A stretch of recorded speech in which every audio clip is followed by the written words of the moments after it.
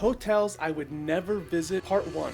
We've searched for some of the worst properties on the planet, and you won't believe how bad some of these are. But Hotel Namaskar in the heart of New Delhi, India, may be the worst of all time. Let's start with the positives. You can book this hotel for $8 a night. That's less than the parking fee at your average hotel in America.